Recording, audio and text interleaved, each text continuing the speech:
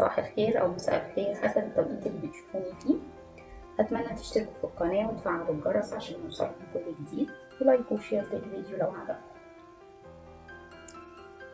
ده أول فيديو في القناة بالصوت. ناس كتير على اليوتيوب عملوا الزبدة باللبن والزيت والزبدة. تعالوا نعمل مع بعض الوصفة، وآخر الفيديو هقول لكم رأيي فيه. 250 جرام نص صغر لبن ونص صغر قشطة. 250 جرام زبدة، أنا ما خليتهاش سايحة لكن سيحتها على حمام مية، خليتها طرية كده شوية. 100 جرام زيت، ممكن تستخدموا 250 جرام زيت ورشة ملح. حطيت اللبن بالقشطة في الخلاط أو في الكبة ونضربهم كويس قوي مع رشة الملح.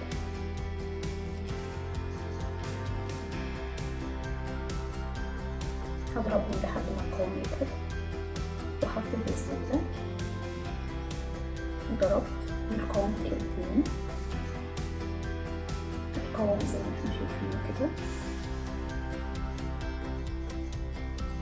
زي قوام الزبدة السايحة بالظبط أو الزبدة الطرية. بنحط الزيت في المعلقة، معلقة بنحط معلقة ونضرب، وبنرجع نكرر الموضوع ده لحد ما نخلص أو على حسب. هنا العلبة أنا بطنطها بالأكياس، كيس في التلاجة أو بالستريتش، بس كيس التلاجة بطلعه يشد شوية من الحزن المحللين. ده القوام بعد ما يتضرب بقى شبه قوام الكيك.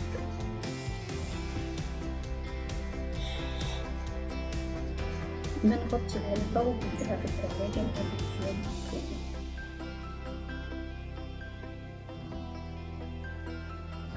دي الزبدة اللي عملتها قبل كده، كانت كل المقادير متساوية، اللبن زي الزيت زي الزبدة، وطلعتها من التلاجة.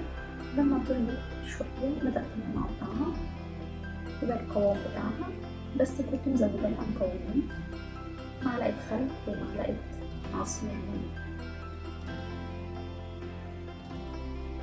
الطعم بتاع الخل كان باين فيها، عشان كده مكررتهاش في الوصفة الجديدة اللي احنا عملناها مع بعض.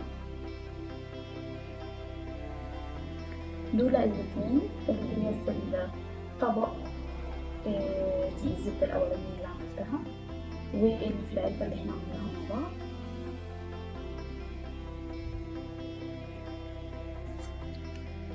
وهنا حطيتها على الميزان عشان أوزن الكمية اللي أنا عملتها، اللي هي 250 لبن و250 زبدة و100 جرام أو 100 ملي زيت، طلعت 573.